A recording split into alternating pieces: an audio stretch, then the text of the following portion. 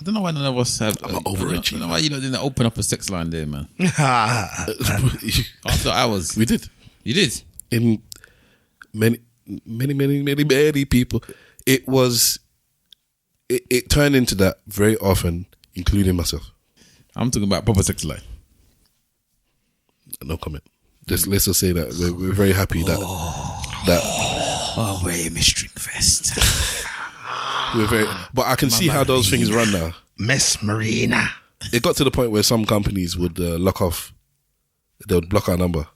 Oh, because you was making so much money. Yeah, because it had a couple of employees. Shout out to just call in 50. What a jingle! How many years later you still remember it? 20-something years later you still remember that thing. I never called it though. Man, never called that number because why you wanted to chat to people at party? That sounded back on badness. That would have been a sex line, isn't it? No, there's 6 lines and there was that was meant to be a party line. 50. What's his party line? I wonder if they'll play music on it. No, man.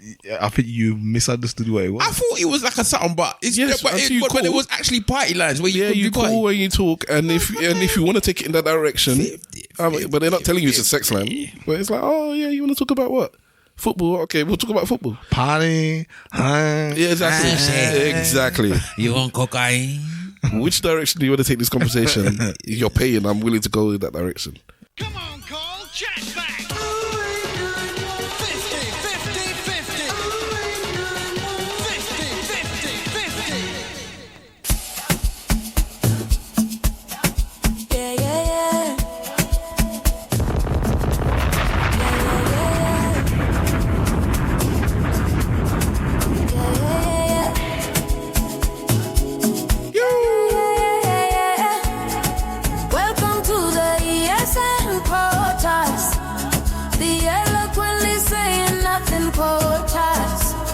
We come to you like live every week.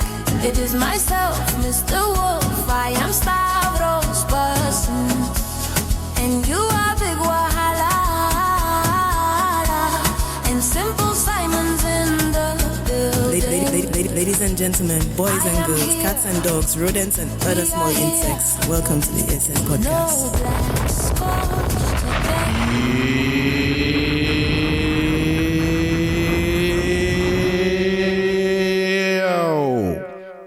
I might actually write the lyrics so that we don't have to hear Black Scotch anymore.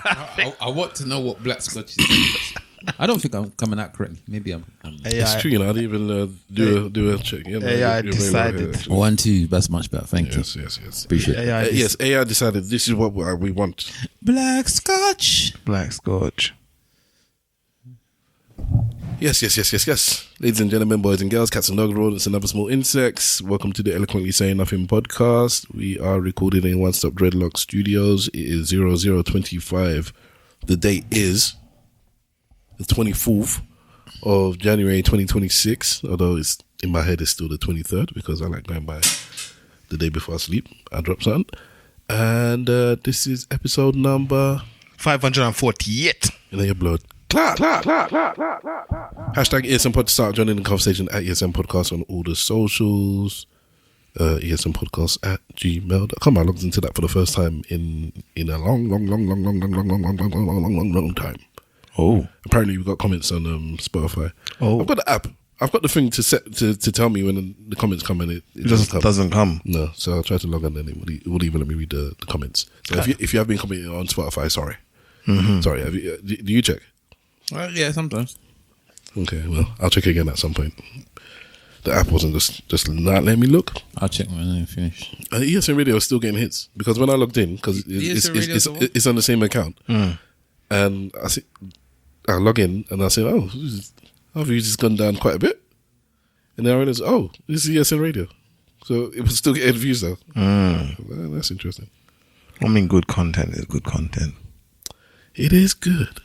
It is good. Every now and then I do go and listen to a random episode. That says you. But it's not a random.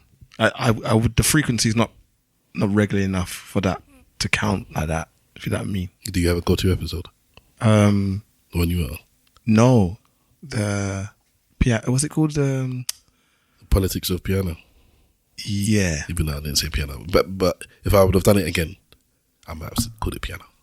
Yeah, it was a politics. What is it called? The politics of I'm a piano. I'm a piano. I believe that was. And then what's the comment that always gets me? What they call it? Public school. Public school house. Public school piano. Yeah, public school piano. I don't know why that. I haven't heard of that term before or after that podcast. Yeah, that's what I mean. Posh, I'm a piano. Yeah. See, to the uncivilized ear like my own, it's all sound the same to me. I don't know which one is posh and which one is meant to be hood. Yeah, but then that's going to be like localized cultural. Yeah, exactly, yes. Yeah. And this is where it's good to reach out, touch somebody's hand, and holler at people that know what they're talking about from different avenues. Yeah. That is what I love. I love it. And you've just been hearing the sultry sounds of... Greetings in the name of His Imperial Majesty Emperor Haile Selassie, Empress Menen Mama. This one just logged in. Forever. Yes, I are. Yeah, I are. Gaza will say forever aligned to the foundation.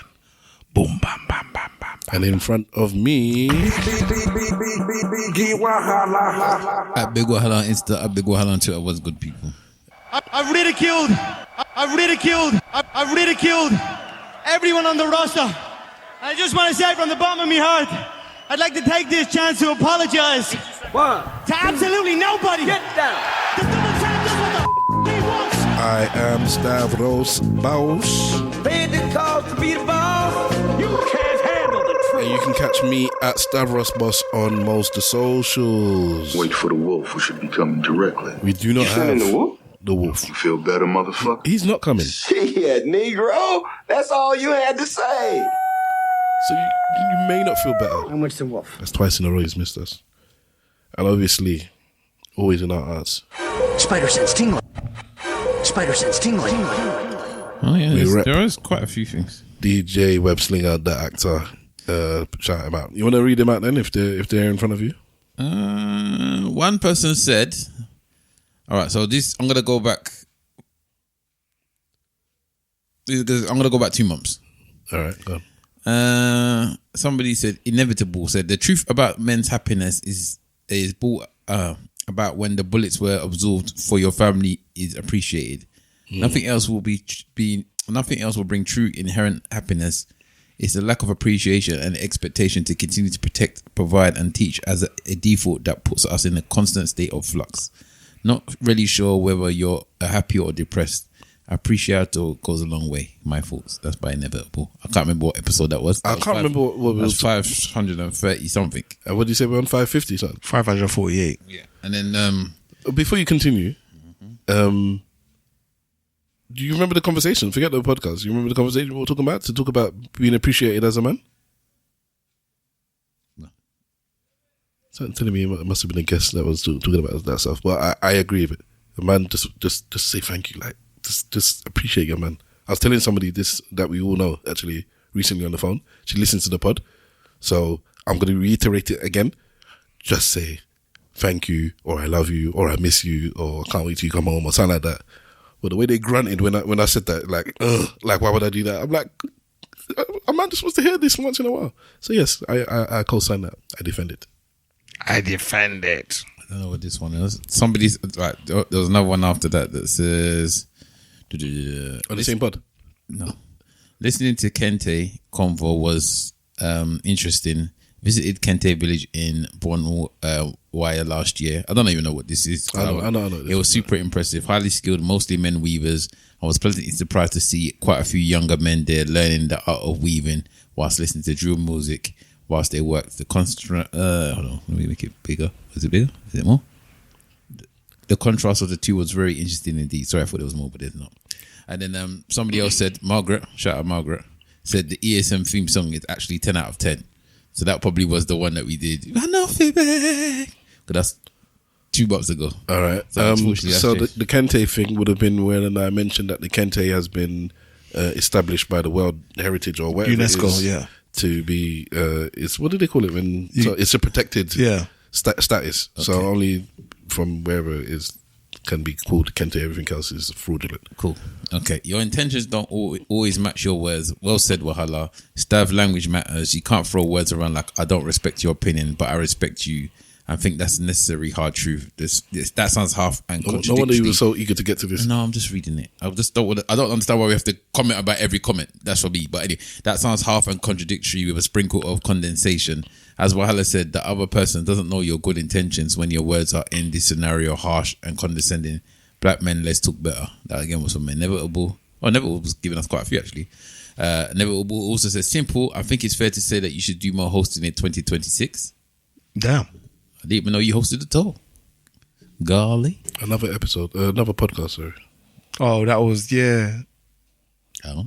This is why I'm talking, because we have listeners. I would like to fresh out what was going on. I don't know why we have to talk about things. I don't know why we don't have to talk about things. That was the Coco Sisters podcast. Yes, he hosted very well.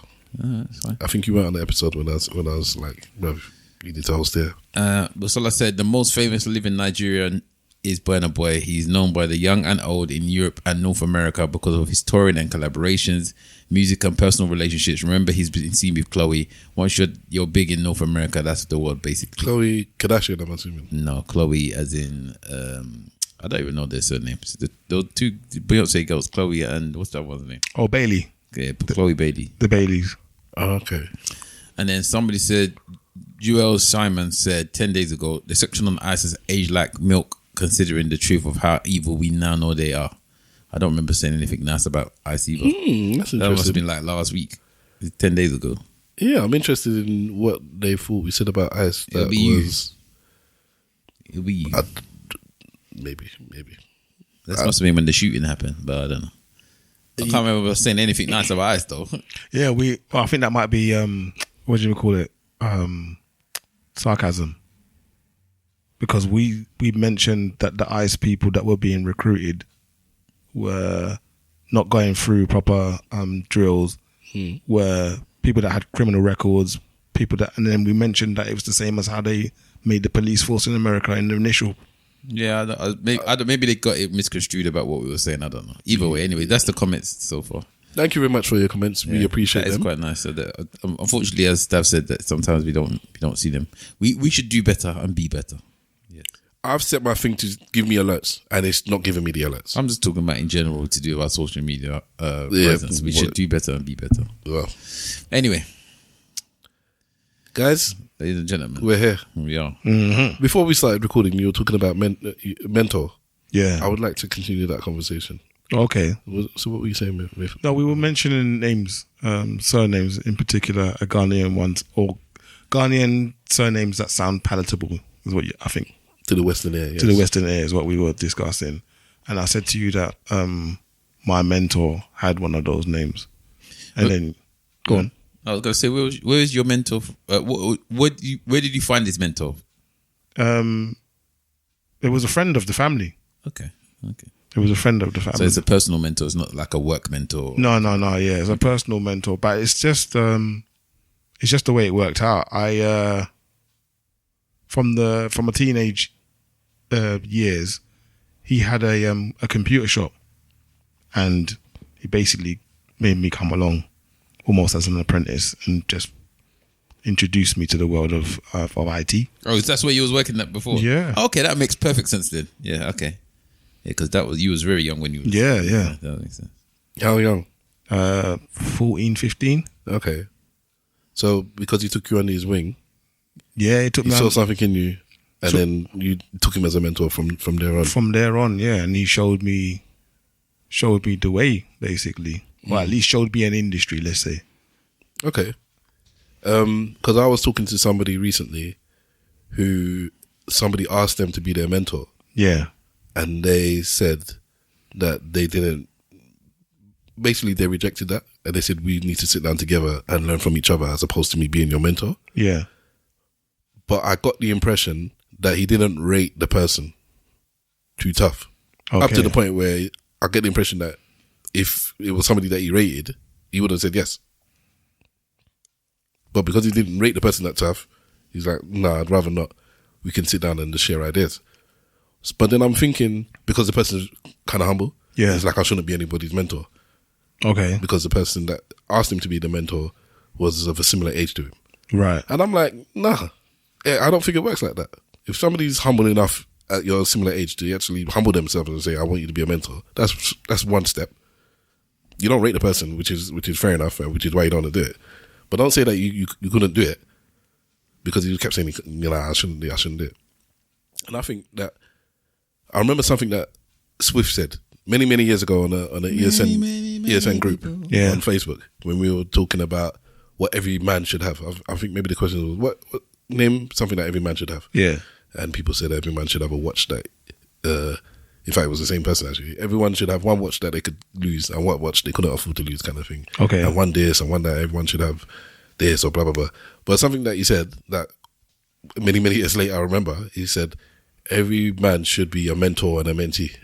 Okay.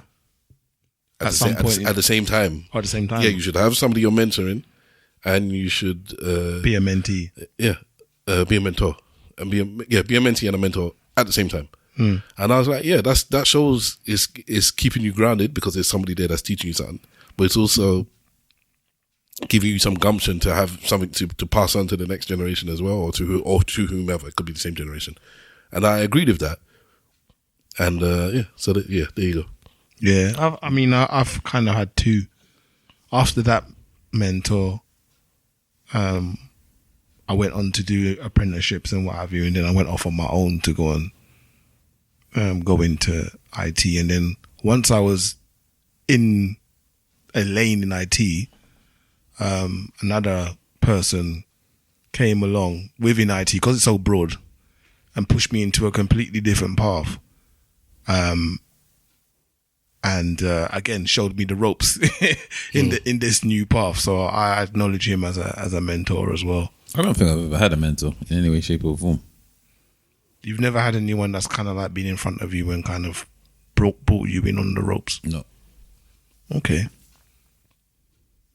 Never. I was gonna say before I come to him, let's flesh out what we actually feel a mentor is. What's the definition of a mentor? Well, for me, what attributes do they have? I would say somebody that I would go to for guidance, whether that be personal or professional, and they'll be, as Simple Simon just said, they'll show you the ropes or they'll help you along your path, or if you got any things that you need assistance with, they'll be the best person to help you with that. That's how I would look at as a mentor. All right, so dictionary definition. An experienced and trusted advisor. That's what mentor is. You can strip it down to that. So I don't really think I've your parents. He provides guidance, support, and knowledge to help a less experienced person develop skills, achieve goals, and unlock their potential. So I would say that both of those people did those things. I would say the internet. That's my mentor at the moment. I don't think I've had anyone that I would be like, oh, where do I go for guidance? Or I don't have that type of person. They offer perspective, networking opportunities, feedback, and fostering both personal and professional growth. I would say I don't have that. What about as a collective of people then? I suppose you speak to your friends in a way like that, but then friendship is friendship. That's not mentoring for me. So if I have a question, I might go to the masses of a question, but that's just they're your friends, isn't it? You just ask your friends a question. I'm not going to say that you're my mentors because I've asked you a question. I don't think the closest I could probably say is my sister. The closest. And that would probably be much probably the closest person I could say is my sister. That would be that if anyone's gonna be seen as any form of mentor in my life, it would probably be my sister. Because when I have something I actually want to talk to her, or if it's something professional or maybe a major decision I want to make, it might be her that I will go to speak to definitely in the past, and maybe so much now still. Or there's anything that maybe I want that's delicate that I want somebody to even though I don't see her as a delicate person, she'll still just tell you in the rawest form. But maybe her. So yeah, maybe I've bypassed somebody, and maybe it's my sister, I suppose. I was gonna ask if you think it's a good thing to not have one. I don't think it depends how you're getting on with life. I don't think you have to have one at all. I don't think you have to have a mentor. I just think that sometimes it can become naturally, sometimes it doesn't. But I don't think you have to have one. I don't think you not having one is a detriment to your being. I just think that you just don't have one. Sometimes you maybe you have multiple people or multiple sources of information and not just the one person. What's interesting for me is if you had asked me that same question 5 years ago, I probably would have said no. Is it good to have a mentor? No, I probably would have said that I hadn't had a mentor. So what made you reevaluate it? I don't know. I think, actually, tell the truth, what happened was last year, I saw the first mentor after not having seen him for, I don't know, the better part of 15 years, maybe more. And then as I saw him, I was like, so much has happened since that time till now. And I'm like, yeah, I work in IT. I've fed my family through working in IT. And he was the one that kind of, I just made the acknowledgement. I'm like, yeah, actually putting 2 and 2 together, he's the one that kind of put me in the space to start with. And I'm like, if he hadn't done that, would I have gone down that road? Probably not. And I was like, actually, so then that means that, you know, he's a mentor, really. Okay. You didn't have it in your heart to do IT before that? No, I wouldn't say that I didn't have it in my heart. I just said that I didn't have the direction. Okay. So I wasn't choosing to go in that direction. He introduced me to it, and I had a knack for it. And then then the path started. I think sometimes people meet you at the right times in your life as well, when you're not aimless, but when you haven't got a focus. Yeah. And sometimes that person can help you to establish what that focus is. And I got that twice. And yeah, that's good. If you're willing to accept it. Do you think that you've ever had a mentor? Outside of my parents, if we're just going to dismiss that, I would say maybe Alexander Mosu. Okay. In regards to just learning from him. I realized I can't remember who I was talking to recently, but a bunch of things that I had learned, and I realized that I'd learned them from him or because of him or because he pushed me. So yeah, that sounds mentorish to me. I guess a simple one would be when I started working for him at the ringtones company. I was making the ringtones, but the money was being made by people picking up phone calls and keeping you on the phone for however long they could keep you on the phone, making £1.50 per minute. And he had more phones or more lines. Every desk had a phone, but he only had, I don't know, let's say 6 people picking up calls to make this money. So if 8-9 calls is coming through, the secretary might pick up the phone, and then eventually he's asking, yeah, staff, you need to pick up the phone. I'm like, I'm not here to pick up the phone, I'm here to make ringtones. He's like, bruv, this is how we're making the money. You know, you get paid, more or less do as I say. I'm like, I wasn't confident with the phone at all. So he's like, nah, you can do it, and basically blah, blah, blah, blah, blah, he pushed me to do it. And then, as is usually the case, a man becomes number one. So I pick up the phone, I start making the most money. It's marvelous. Too much. It's marvelous. It's marvelous. I don't know why none of us have. I'm overachiever. I don't know why you didn't open up a sex line there, man. After hours, we did. You did. In many people, it was. It turned into that very often, including myself. But you're still trying to sell ringtones, though, yeah. I'm talking about a dedicated sex life. No. Okay, how can I put it? At some point, even my girlfriend at the time would have people that would call regularly. Can I speak to such and such?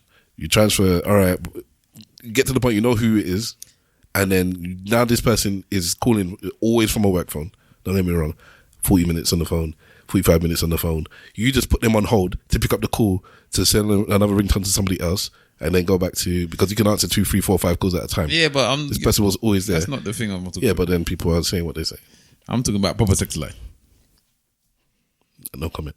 Let's just say that we're very happy that we're in String Fest. We're very, but I can see how those things run now. Miss Marina. It got to the point where some companies would lock off. They would block our number. Oh, because you was making so much money. Yeah, because they had a couple of employees. Shout out to just call in 50. What a jingle! How many years later you still remember it? 20-something years later you still remember that thing. I never called it though. I never called that number because why you wanted to chat to people at party? That sounded back of badness. That would have been a sex line, isn't it? No, there's 6 lines and there was that was meant to be a party line. 50. What's this party line? I wonder if they'll play music on it. No, man. I think you misunderstood what it was. I thought it was like a something, but it's but it was actually party lines where you call when you talk, and if you want to take it in that direction, but they're not telling you it's a sex line. But it's like, oh yeah, you want to talk about what? Football? Okay, we'll talk about football. Party. Yeah, exactly. You want cocaine? Which direction do you want to take this conversation? You're paying. I'm willing to go in that direction. If you was to get, would you now that you've obviously done it in the past, would you do it again? If you knew you could make big cash of this stuff, yeah? Sex line? Yeah. I don't see it as a moral issue, so yeah. Okay. The things that would stop me doing stuff is either... Would you do it as a family business? I don't think I could do it. So who's then... So you and your wife, basically? My wife doing your wife sex do sex lives. That is very interesting. Well, you just said your girlfriend was doing it. She had people that wanted her. Yes, okay, I was saying. But to your point, it wasn't exactly sex talk. Ghana. But people were calling her every day. About the Kelly Willy. I wasn't even that jealous. Kenke. Kenke. I don't know, actually. I don't know. But it's not a strict no. Surprisingly. What about, would you ever consider doing that? And then secondly, with your spouse? I don't think I would let my wife do it, but I'll do it. Let her, you know. If she was asking me if I was to let her, but if I could get bare money from it, just doing sex line, I would do it. Probably. I don't know, actually. I say yes. I don't think it's something I would be good at. Yeah. Yeah, I think you both need to. You both talk every week for hours. You could do it. Yeah, but I don't know. Like, what if the man don't call up though? Still, yes, your choice, isn't it? Nah, I don't know. I'm not good with sex talk. You can learn. Yeah. I'll make an AI bot and just make it do all my stuff for me anyway. Well, that's going to be the thing now. Yeah. In fact, you've just mentioned it. Somebody's going to program the already doing the thing. They already go all these AI sex Onlyfans sites that's making bare money from AI Onlyfans. Is it? Yes. There's people that's paying money for. There's people that's subscribing. Hundreds of thousands of people subscribing on AI. People on Instagram, let alone OnlyFans. No, but yeah, they created an avatar and the avatar's got its own career. I should really be making money off. There is money to be made, bruv. You know, OnlyFans is the biggest British company, and the man didn't even want none of this. It's like they contribute to a certain percentage of British GDP. It's a man, OnlyFans, you know. I didn't even know it's a British company until that. That's why there's such big PR around it. Oh, in what? What have they said about it? Well, it's OF, and there's a whole culture around it. But I didn't get it. I thought it was just an American company, and Americans being American. But for them, it's a foreign app, isn't it? They don't see it as that though. I think most people, if you ask them where the OnlyFans come from, they'll probably go to you. See America, that's what I'm saying. I mean, that's what I thought. No, because I remember the guy coming out and he was like, I did not make this app for all of this sexual thing, and he wanted to get rid of it. Remember, he tried to and ban all the sexual things off it. Then everyone was like, are you dumb? Like, this is how you're making your money. Because imagine how much money they must be making. If these women are telling you they're making all like 800,000 a month and all this nonsense, yeah. And how many people is on there on this app doing it? How much money do you think that these people must be making per subscription that you all take? This man's making money, bruv. I should start my own. It's interesting because now, you know that program Industry? Yeah. It's kind of making sense. Like a couple of the companies in there are paralleling. Because again, this OnlyFans thing is blowing my mind. I just want to see if you're doing OnlyFans and then you got because remember there used to be what's the other one that the podcasters all use as well. Do you remember? What it's called? Twitch. No, the one that Joe Biden's got. They all got one. Okay, what about it? Like that was meant to be like the alternative for OnlyFans, isn't it? Because that's what it was meant to be. Path begins with P, innit? Pantheon? No, it's not that. But Patreon, yeah. Because that's what it went to be the alternative, innit? Because the whole point of OnlyFans was meant to be exactly as the name was made, OnlyFans. So you'd have access to your favorite celebrity for a payment subscription and this, that, and the other. And then as always, Punani wins at all times. All times. No, Punani goes first. It always goes first. But he didn't expect Punani to be there. But Punani is there. Yeah. Why the Punani? Could you imagine like some top brass was like, I don't have to go out on the street anymore. Well, it's almost single-handedly destroyed a massive part of the porn industry. Because now, obviously, again, just like almost like AI, almost like AI now, you know, they don't need these big companies anymore. So they're like, well, I don't need to go to direct distribution. Yeah, I don't need to go to any of you big companies or all of these big websites to promote myself. I can just do on my OnlyFans, and I'll probably make more money doing my OnlyFans than I would do doing any of these productions. And I can do solo porn and make my own money. Exactly. Imagine how many people that was doing hardcore porn now is peanuts. Getting peanuts. Yeah, is now doing solo porn. Where they don't have to have any men in there. They don't have to waste their money paying for an extra. And then just making money just by the... Well, you see how much people are making money just selling feet. So, yeah, I mean, it's not even like it's... I've legitimately spoken to, I believe, at least 2 to 3 women that have considered selling feet pics. I don't feel like there's a great amount of stigma attached to that. I said that before. That's why they're telling me to my face. I think it's become a thing. Like OnlyFans has now become a valid career prospect for a woman anyway. I don't think men yet, but for a woman to say, you know, if I'm not making any money, I could just do it on OnlyFans. And I don't think they're going to get judged as badly as they would have in the past. Why not men? Because they will get judged or they can't do it. Not many women I think are going to be paying for the men. Who told you that?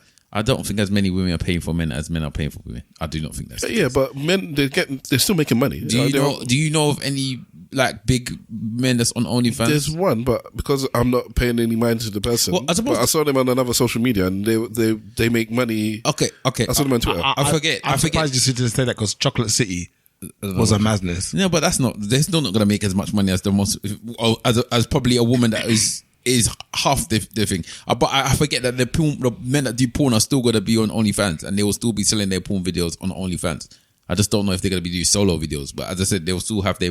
Like, a lot of them as well, instead of them going to major companies, they'll just do what they do, co-content creating. Yeah. And then they'll just do it with another one on the OnlyFans and then make their money that way. So, sorry, that was a silly mistake on my brain. I'm talking more like a solo man. Like, I'm just going to go and pay to go watch stuff.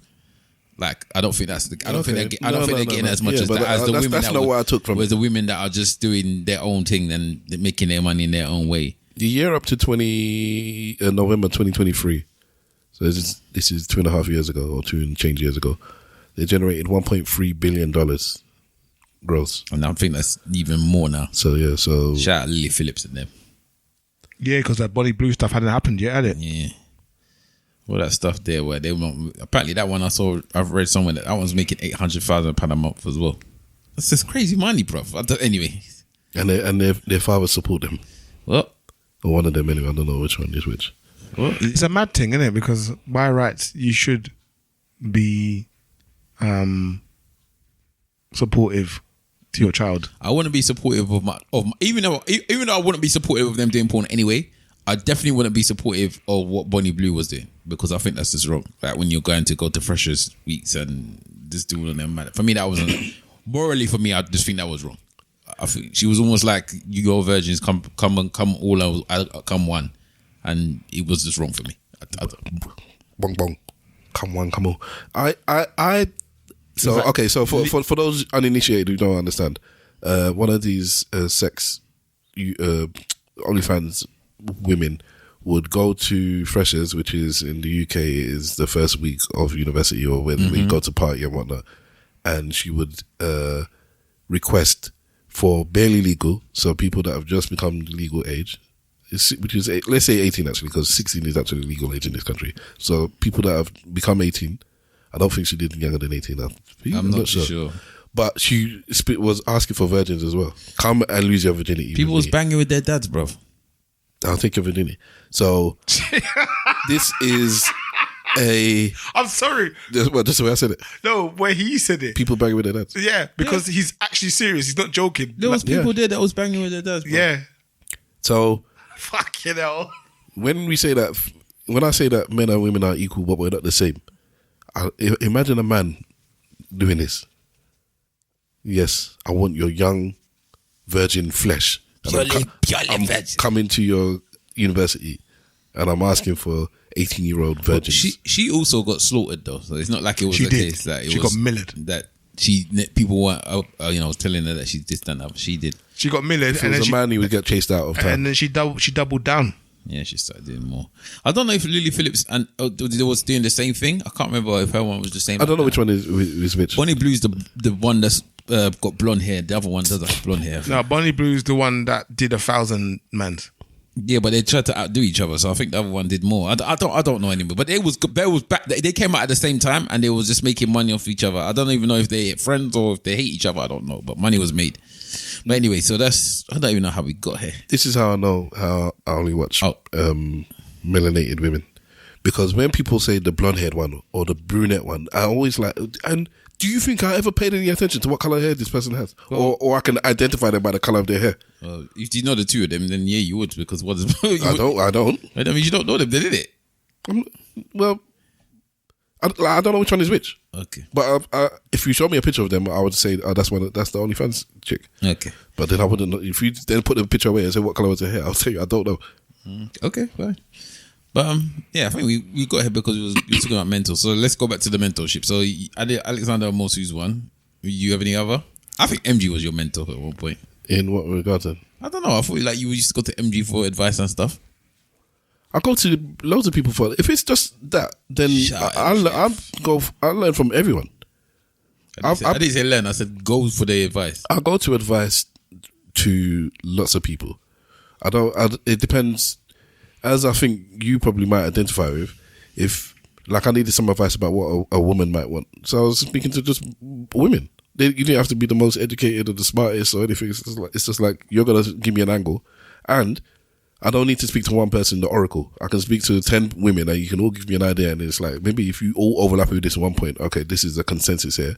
I'll take that. And then I'll take these little jewels from each of you that makes sense to me in this particular situation as well. Okay. So, it's just, you could toss out a lot of people. And even then, if you're just going to who somebody I would go to for advice, I didn't go to Alexander for advice, but I learned from him. And that one I'll blatantly say I learned from him. Because I worked with him and he pushed me to do stuff, and then even then, just by osmosis, just standing next to him when we did stuff, I learned stuff from business, because I haven't done business before or after. You're doing business. In fact, I've done business with us guys, but I don't think we did particularly well. Where he was doing business well, and I was learning from him. Okay. Which leads me to believe if I had to do business, I think I could do it. It's just not in me, and I don't want to. All right. I invested the money. You've got one, and I've got my sister. But I don't think I've had one for outside of my parents in terms of people. And even then, again, it's from looking and learning from my parents. You know, like I'll necessarily go and sit down and teach me how to be. Teach me how to do. Teach me how to do. One of my mentors taught me about nepotism. Okay. I didn't know anything about nepotism before then. It's one of my favourite words. And I love it. Talking about mentors and stuff like that, have you been seeing what's been going on with okay, in fact, there's two things I put in the group actually that's quite interlinked with each other. I'll start off with one of them because it sounds quite similar to the mentorship, because I think a lot of maybe women anyway look up to Michelle Obama. All right. Potentially. I only saw the title. I'm not too sure. But anyway, Michelle Obama has a podcast, as you all know. Yeah. And I've seen things in the past where people are saying that she's not always speaking the best about Barack. Damn Barack. But she also does other podcasts, it seems. And she was on Call Me Daddy. Okay. Which I was shocked about, to be honest. But I suppose it's a big podcast, so if you're going to go somewhere, she could go on there. I don't know if you want to play the clip. It might be easier for you to play the clip so you can hear it. A big podcast, you know. I swear it's the biggest podcast by a woman. Probably. It's probably the second biggest podcast in the world, to be honest. Call Me Daddy.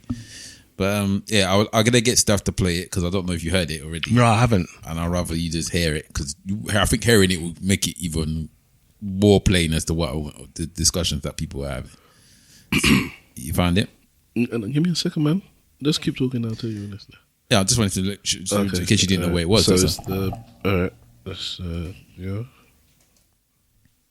All I am a woman. I thought that was the dean of students. I was like, oh, you guys, all of that just disappeared in the course of this whole election, and you now see me as just Barack Obama's wife. So that made me say, what, that quickly, my shoes become the most important thing about me, right? And again, not unique to me. It can happen to the best of us. So I shied away from fashion leading the conversation, but I knew I didn't completely control it. So let's lean in.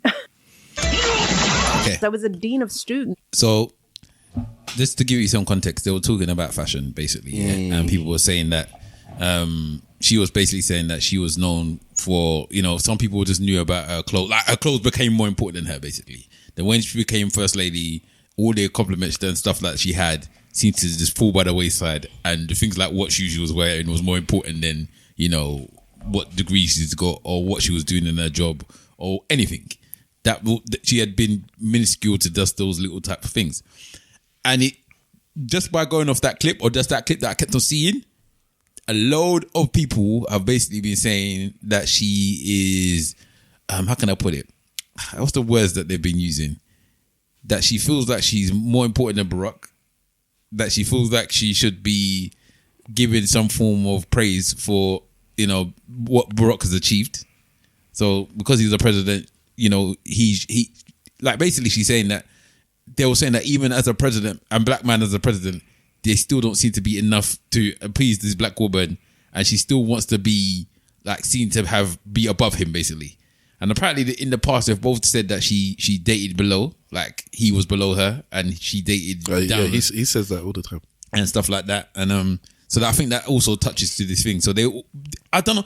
It's just basically went from that little clip to men was just like saying, you see, don't matter. If you could be the president of the United States, you still can't please a black woman. She still wants to be above you and she still wants to do this thing. I was like, whoa.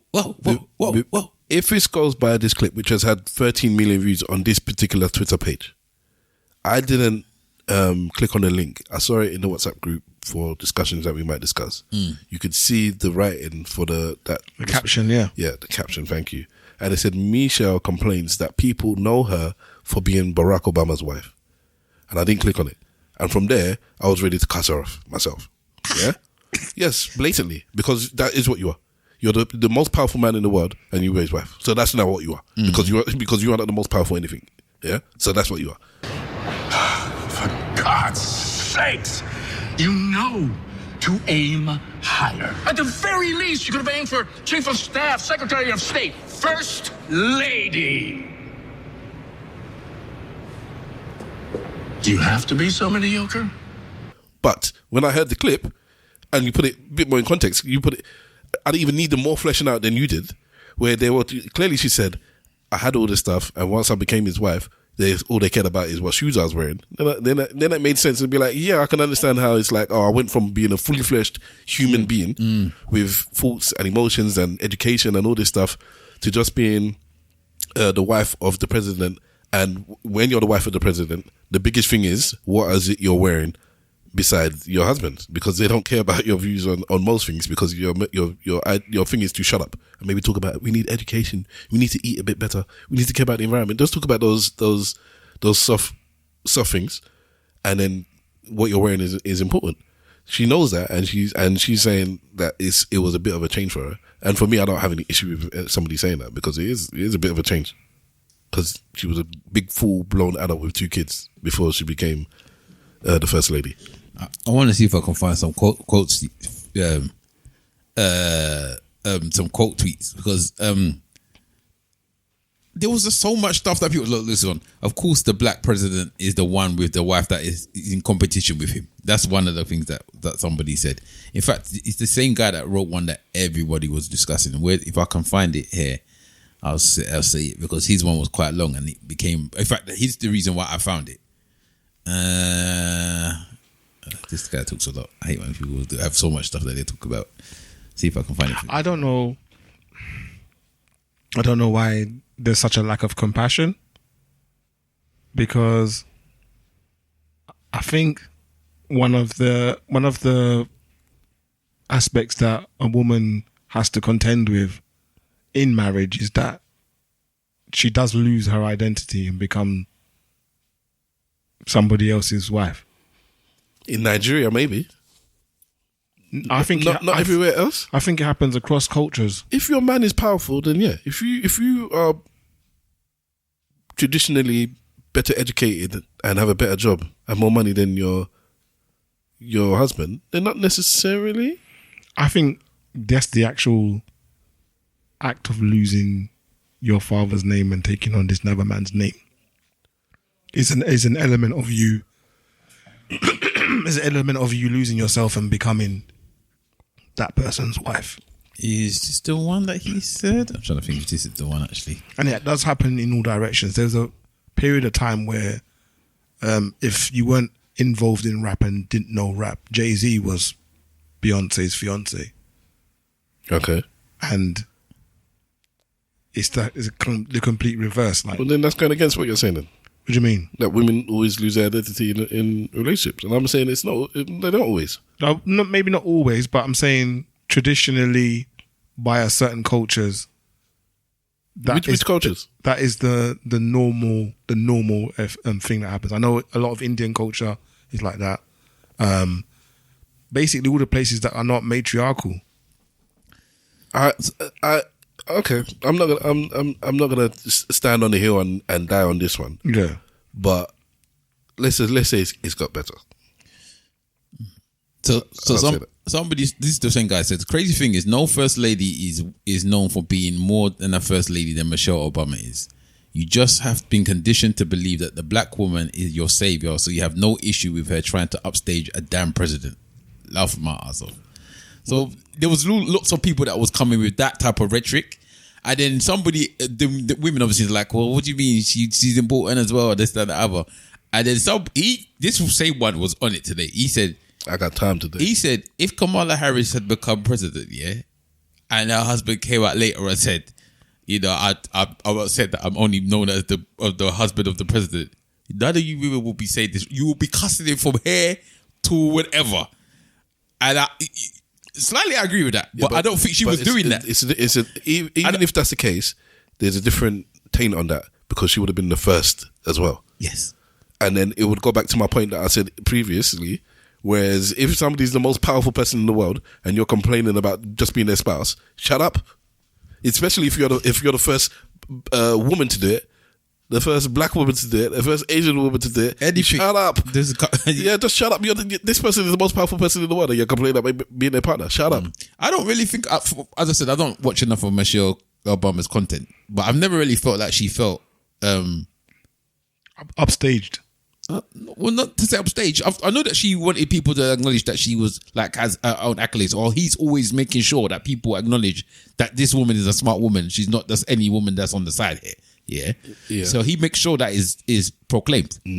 But I just think to myself, obviously, there's been years where people have just gone at her because they don't like her, or they don't want to like her, or they've got a problem with her. But when I saw this one today, I was like, wow, this came out of nowhere. Like this, I'm watching this clip. I don't understand how you got all of that from just one clip. It's just crazy to me. Because, they don't, as you said, they don't like you in the first place. If you take that, and if you don't listen to it, it sounds like something she might say. And then, so I don't even have to listen to the clip. Roll my eyes and didn't like it anyways. And then blah, blah, blah, blah, blah. You can spit it out from there. Until you listen to it, it's like, okay, you got a bit of a point. Where does she stand as far as other first ladies go in the department of being accomplished? I don't know, actually. Because to this person's point, I don't know what other first ladies' accomplishments are. Hillary almost became president, so she's quite accomplished. Okay, yeah. I forgot about Hillary. She was the leader of the Republican Party, so she almost became president. So she's accomplished. I'm trying to think of others, but I think that was the point. Apart from like Melania or whatever, there's not many first ladies that people even really remember their names. You got, what's her name? What's the Bush's wife's name? Barbara Bush. There's the famous one they made a film about recently. What's the one that told everyone they should say no to drugs? That one. Oh, that's what's his name's wife? The actor's wife. Yeah, Reagan's wife. Mrs. Reagan. I forget what her name. Lady is. Reagan. So they all do their stuff. They all do something anyway. They all do something. It's their job to do something. But No, I'm not talking about whether they do something. I feel like maybe I'm getting this wrong. That Michelle Obama is talking about the things that she has achieved. Well, she was a lawyer before. Yeah, so all of that, like being a lawyer, number of degrees you have, like just not whether you like my personality or not, what have we done on paper? And I don't know. Before you became First Lady? Before you became First Lady. That's what I think she's talking about. Well, to be honest, she would have been one of the youngest First Ladies. Yeah. If she... and I get the impression a lot of the other ones were educated as well. I think they were just farming peas or something, and then their husband just popped up. Like Melania, for example, she's got a whole movie coming out about her. Okay, yeah, but that's because of Trump. Okay, yeah, but I'm saying what's her go on? So I said, so I put most educated First Lady in US history. Yeah, and he says while defining most educated can be subjective, Michelle Obama is often cited for her elite academic background, Princeton, Harvard Law, but Dr. Jill Biden holds the distinction of being the first lady with a doctorate alongside multiple master's degrees, emphasizing deep academic accomplishments, while others like Lou Henry Hoover and Barbara Bush also boasted strong higher education. So we're talking about this person. Biden's wife is out here doctorating it. If she was a Nigerian, that she'll be cussing everybody. I'm a doctor. Everyone knows she was a doctor because she was Nigerian. Yeah. But she's just never been okay, doctor or lawyer? Which one would you say is the most educated?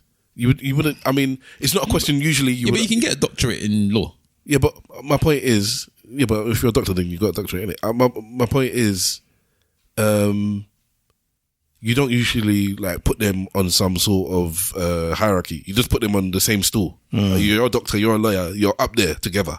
This thing is because you asked him, which is why I said, hey, because you're asking me to say it. Fine, this one has a doctorate, but probably all of them have doctorates. They'll all be honorary doctorates. To be fair. Well, this one also has multiple degrees. It's not like she just has the doctorate. Yeah, but I just reckon, and I don't like the question. You don't like the question? It's skewed. I just said he was the most educated. That's all I asked because you don't answer yes. Me. Yeah. So then I asked the question. Who's the most educated? Yeah, and they said, okay, damn Barack. But put it this way, I don't like the competition. I feel all in their own right. They're educated, and it's just like it seems so. They all put their own tint on the thing. I think Clinton was she a lawyer as well? I don't know, but Hillary didn't even get mentioned here in the most educated. So clearly, she's not as educated as the rest of them. And this is the point. I think that's what the point is. I think that's what she might be getting at. I don't want to speak for her, but I feel like that's the angle that she might. I'm just thinking that she's saying, look, I don't think she's comparing herself to other first ladies. I don't think she's saying to us, somebody else that compared us. I think she's just saying, look, I've done bad things, and now you're talking to me about my Manolo Blahniks. That's what you care about, usually. And my point is, it's not that she's comparing herself to others. It's that it's like I've achieved stuff. Yeah, my clothes don't mean shit. I've achieved stuff. Like, yeah. So she wants you or she's beckoning that you use different criteria. For what? To judge her? Yeah. Then you're very stupid. I think that's not what she's. I would believe that's not what she's saying. I think if you notice at the beginning. Sorry, I'll stop you. Sorry, I didn't mean to. It's like you being the best football player and saying you should judge me for my footballing skills when I'm swimming. Like, what's that got to do with what you're doing in the swimming pool? No, but then you're judging her by her shoes. Yes, because in the swimming pool, that's what's important. Your shoes. But if I remember rightly, she was saying where she said she was sounded like she was in a university. She said I was in a dean something or something at the beginning, which sounded like a very educated place where people do with education. What's your point? Like, why are you asking me about my shoes? Like, I'm in this place where I think we're all meant to be educated. After she became first lady. Yeah. No, your job is that's your actual job now. Yes, but again, if I'm in, she's at the den of deans or something like that. Deans, she said something about deans. Yeah, so then I would have thought that's the heads of universities, no, in America. Yeah, so then I would expect you to be. I don't expect you to be the ones that's coming to ask me about my shoes. No. In that meeting, it would have been. She would have had. And end of the day, her job would have been first lady. She would not have been working for whatever university you're talking about. That wouldn't have been the case. They said that she was working for them. Okay, so if you're there talking to people there, then between the lot of you would have been talking about whatever you're talking about. The press would have said the first lady today wore a white such and such dress with red shoes. The press. But I think she was saying that they were the one that were asking. Maybe I'm wrong in what I heard. Do you really think she's going to talk to university people. Oh, and yes, they're talking about maybe what clothes she's wearing. sorry, that's what I was saying. Maybe She's talking about the press, and by proxy, the rest of the world.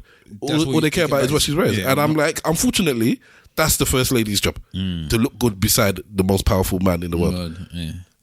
Because don't let the team down. Basically, yeah. When you open your mouth, yes. Don't talk nonsense. Do you think that you could have been how do you think you would have coped up being the child of a president? I don't know. Can't be any harder than it was growing up. I don't know. I don't like. You cannot make a mistake. Basically, you are unallowed to make any mistakes. I said unallowed. Yes. If at what age? Doesn't matter if you're the president. No, as in what age did my father become president? Let's say that he became president when you was 15. Oh, she's only 17. Then I wasn't sensible enough to not make a mistake, but I was sensible. I was good enough to be all right, but I wasn't sensible enough to know there's a lot of fuzz on for somewhere. Unfortunately, probably is mate. You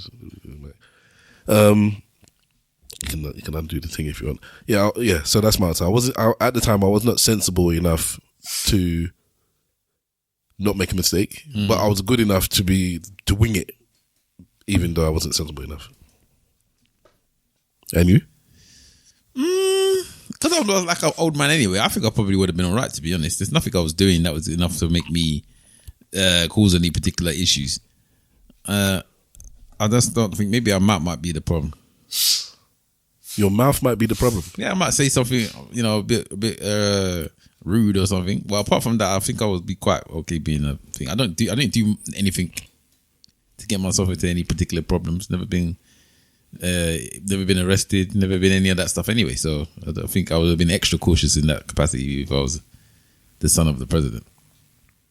But you have to take into account that the things that you would do that would be picked up on as the son of a president, you might have already done them as not as the son of a president, and you still wouldn't have been considered to have done anything bad. You could consider yourself not to have done anything bad, but I'm saying the amplification of the scrutiny is such that something that a normal person does, like driving illegally or whatever, before you get your license. I had my L plates on. Thank you very much. So yeah, something like that as an example is if you're not the president's child, it goes unabated. If you are the president's child, it's a big thing. But then if I was the president's child, I wouldn't drive illegally. I would just have a driver.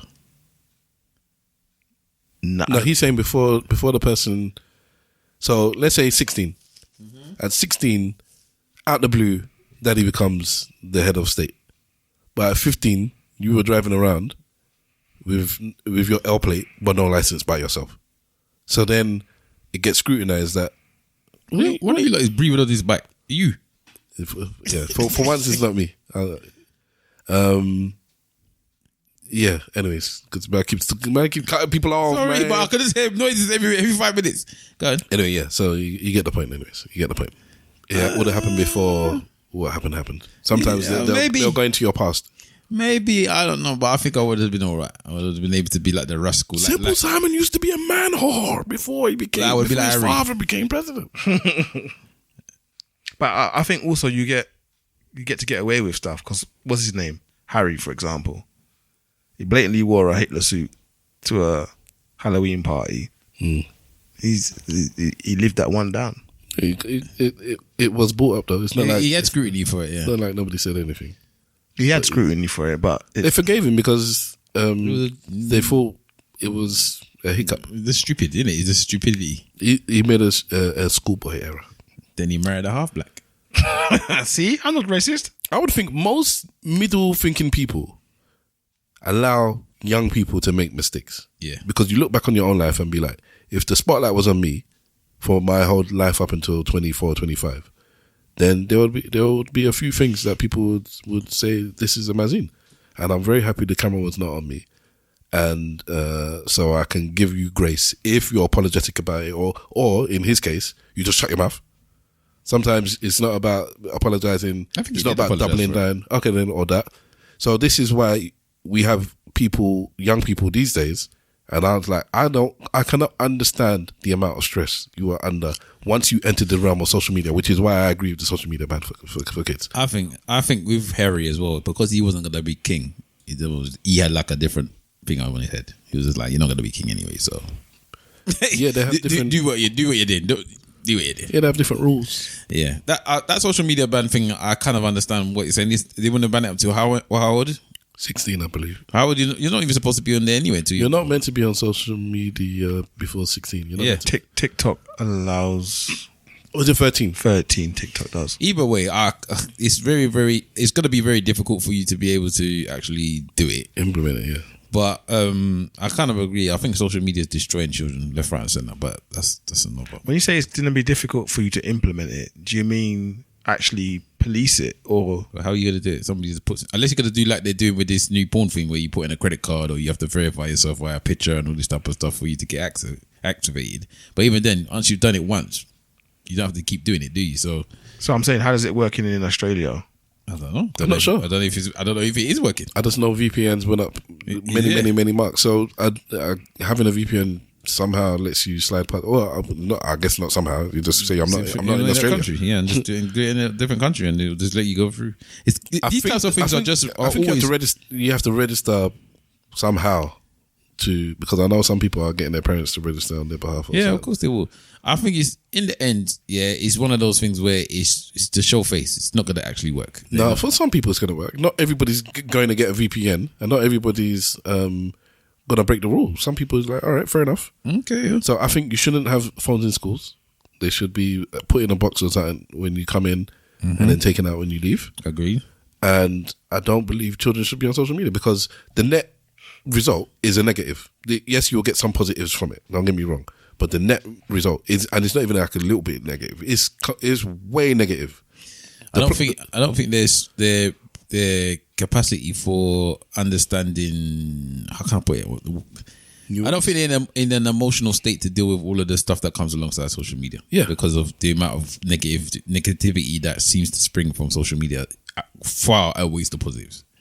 Plus all the madness you can just see on it. Yeah. So even if you stripped away just you, because I'm talking in my head, I was thinking of things that might be attacking to you, a video of you, comments about you, or people of your color or your size or your gender or something like that you see as an attack on you, and which might diminish how you feel about yourself because you put yourself in that bracket. Even if you stripped away all of that, just for a 14-year-old to open their thing and see porn, just for a 14-year-old to put on a thing and see decapitation, just for a 14-year-old to put on the thing and just see a whole heap of madness. It's like, this is not, you should not be consuming this. There was another thing that people were talking about regarding porn as well. I saw this week on the news, but I didn't get a chance to listen to it because we didn't have the sound up.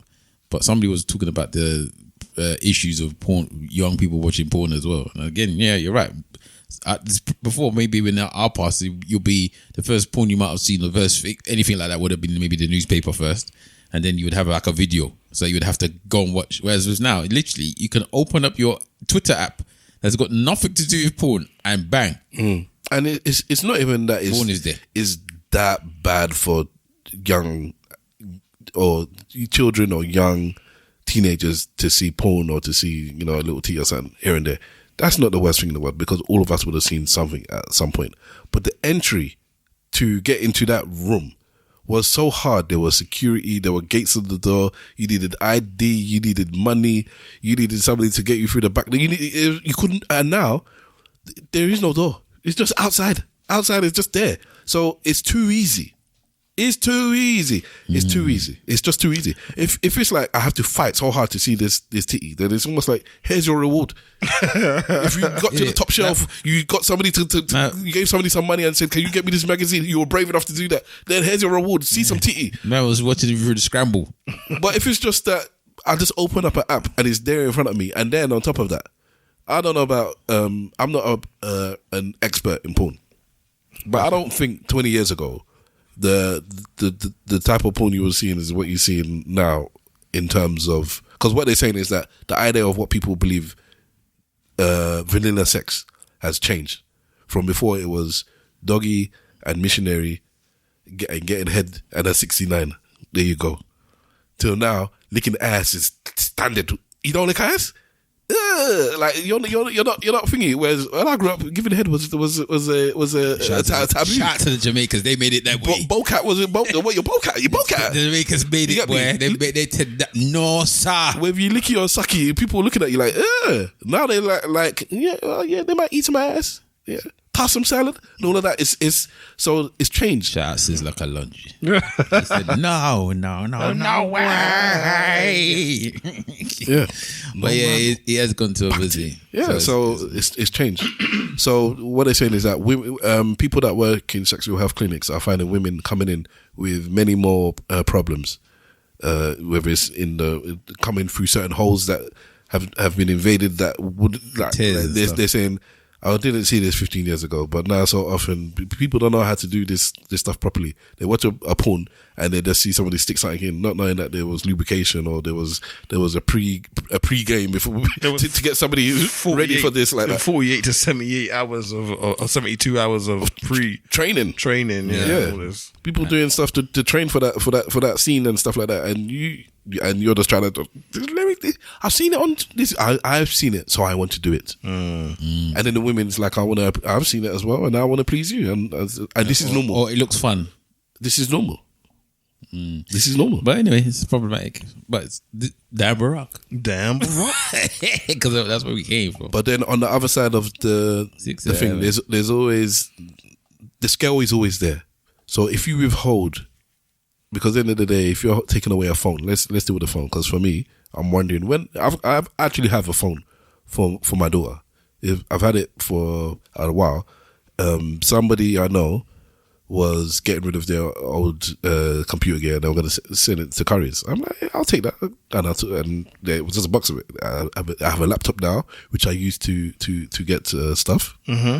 And there was a phone there, and I thought, let me see. I wiped the phone clean. There were a couple of phones actually. One of them is quite old, but one of them was like a Samsung S something, maybe 6 years old or whatever it is. But once I wiped it and I put a nice case on it and thingy, I was like, this phone could be used. I told the missus, might not be able to update it anymore. I don't know. Anyways, but at the end of the day, it wouldn't be for anything other than playing a couple of games or whatever. And I told the missus, here's this thing here. Is it something that we could give her for her birthday? Would have been, or Christmas anyways, whatever, that she can only use,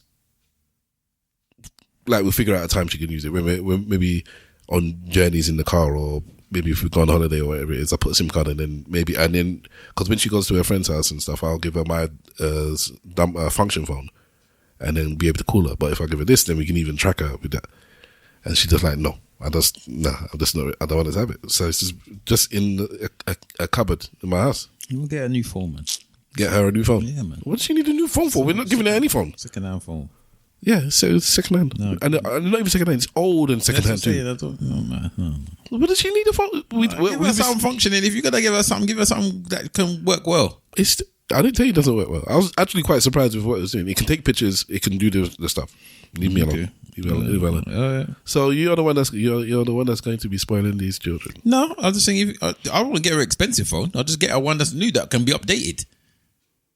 Because that makes a difference. It does. If it's got the apps that you want, then what? Because sometimes when it gets to a point where the phone just doesn't work properly anymore. Especially when I'm dealing with Samsung. So every time Samsung, people are like, my phone no longer updates. I can't do it anymore. Blah, blah. Barack. So anyway, that's life. Okay. All right. Waste of life. Anything you wanted to discuss? No, I'm good. What's the other thing you wanted to talk about? Oh, it was about this couple that was online. But again, you need to kind of watch the video because it gives you a bit of an example of how this woman and this man are. So basically, there's a couple. I forgot the person's name, man. Is it Kirsty Taylor and Desmond Scott? That's I believe their names are. So anyway, they're quite famous online. Or Christy Taylor. The girl is basically an influencer, but she just does madness. Like she's always doing madness. Like, did you watch the video? Yeah, she's just always doing stuff with madness. Yeah, and it came to, and they've got 2 children. They've been married for I don't know how long, and it's come to pass now that they're getting divorced. And pretty couple. Yeah, good looking couple. And they're getting divorced, and it seems like the man may have cheated, if not has cheated, because as soon as they basically came out and said they're getting a divorce, we were seen in another bar kissing a woman or something. But anyway, so the reason why I brought this up was kind of mixed with the Barack thing, because again, people was it was a double-sided conversation where some of the women was like, I can't believe this man has cheated. You know, look how beautiful she is because she's a very pretty woman. You know, look she seems to be so fun. She seems to be everything. And a lot of the men were just saying, I don't think I could deal with this woman on a day-to-day basis if this is how she is every day. And everyone's like, what do you mean? She's so bubbly. And everyone's like, yeah, I don't think I can. And then it then came to other thing where people again were saying the same thing that they were saying with Michelle and whatever. They were saying, as a man, I don't think that many men will be able to deal with a woman that is basically seen in the forefront and you are now pushed to the back because she's the main character and he's not he's the sidekick. And they said that he probably found that difficult and decided that he wanted to go and find a woman that doesn't put him that way. And I was thinking to myself, maybe it's the case. I think it'd probably be more likely that you'll be bored of this woman's antics than it will be about being the sidekick. But there was a lot of men that were saying that same thing. But yeah, I was gonna. Well, my thing is, if that's a pragmatic household, then she's making money from this. Don't make a difference. Money doesn't matter to men sometimes. They're a tag team though, so I get your point. But with these two, from the things I see, it doesn't seem that way to me. They play off each other. She's not like more than him. No, I think she's meant to be more than him. In terms of what the visuals are saying when they're together, maybe she does enough content by herself and she does 20, 30, 40% of the content with him. And because of the stuff she does by herself, it's her page, she's making the money, and then sometimes she brings him in, fine. But when he's in the videos, they're a tag team. It's there to make you laugh, basically, or to be, and it's not funny without him. He's part of the act. It's an Albert and Costello thing, so I don't put him as a second rate in that. I want to delve into one point, but that's my issue with that. I don't see him as delve into second. the point then? Yeah, but go ahead. You just to go on to that point, and if he was second place, would you be comfortable being second place, playing second fiddle to your missus? Because I know I would have no, or I would believe I have no issue, because as much of an ego I have, because I have such an ego, it's not even in spite of my ego. It's because of my ego I could be second place. I probably won't even look at it in that capacity, in that way. But it is that way. I don't care if it's how I met this woman, then I don't care. If I met this woman and now she's performing, I'm not necessarily talking about. Okay, sorry. That would be what I would have a problem with. But being second place, or she's earning money doing something that we agree that we're both happy we are doing, then why shall I then complain about it? Are you not the same person that went to get a raise when their spouse was earning them? No, we was competition with each other. Okay. You're the one that went to go and propose when you find that you had the money to propose. I don't have that. I was earning more anyways. I got. I didn't say it was anymore. I said when you thought. But in your case, I was talking. It was like you said, it was a competition. Yeah, but that was just a competition. It wasn't like a thing like blah blah blah blah. It was just like, all right, cool, bet. Let's see if I can what find. What I heard is that somebody lapped you with money, and then you decided you were going to lap them, and then you lapped me back, and then it would go back and forth. That's fine. In my case, even now, even though I don't even talk to her, I still want to know what she's asking, so we can go back to back. I don't even chat to her. I mean, how much? In fact, the last time I saw her, I asked, how much was that? Because it was just a competition. Then that's sweet and nice that you had that kind of backwards and forwards. In my case, it was. I believe that it would be helpful. Let me not say you shouldn't, but it will be helpful as a man for you to be able to provide for your woman before you married them. And when I got my raise, I thought I was at that status, and that's why I proposed. Well, if you go by what the internet is saying, you could be president. Women know their difference. Damn Barack. Would you be second place? Yeah, I mean, I need that answer. Yeah, if the goal is the household, then I don't really have an issue with that. I don't know how maybe I would do if I was just getting dissed though. If I was just getting dissed online constantly, like who's just eating next to her, blah blah blah blah blah. I might feel a way about that. People just feel that they could just talk to me anyhow. But then what would you do about it? Well, what can I do? I'm not going to be running around chasing people on the internet either. Shout out Chris. Yeah, but you can say, take me off or take both of us off. So I could say that. If I didn't feel comfortable doing it, I could say to her, okay, this is the question now. So if you did actually get to the point where let's say you was earning I don't know, 3 times as much on any video that contained you, yeah. But in the process, you was getting discussed, blah blah blah blah, and you was maybe feeling less of a person because the way that you was just being abused online, Biatch! right? So then, would you then just take it and just carry on doing the videos because you're earning more money, or would you say to your wife, you know what, I don't like the way that people are talking about me, I'm gonna take myself off these videos, knowing that you're gonna be earning 3 times less? That's a tough one. Again, it's if the goal is the household, then there's certain sacrifices you'd make. 3 times is a lot. 3 times is a lot. But so is your mental health. It is. But I feel like we get abused for less. Yeah, you can get cussed for free. You get what I'm saying? So yeah, I think I'd like to think I'd be able to over that. I'm gonna assume the third is enough for us to sustain ourselves, so I'll take myself out of the equation. You take yourself out. Yeah, I don't like being on social media like that anymore. I used to be a lot. It came to pass this week actually, because I was put on social media unwittingly this week. Oh, and I messaged somebody and said, like, don't do that, especially with other people as well. And even though they don't have a picture of my kids, I told them they better don't ever put pictures of my kids anywhere, because I don't put pictures of my kids. But 15 years ago, I was posting pictures of myself regularly. So when I was in my young 20s, I was doing it a lot, or late to whatever it was. And now I don't. I don't like it. So if at this stage in my life, I don't like being on social media anyways.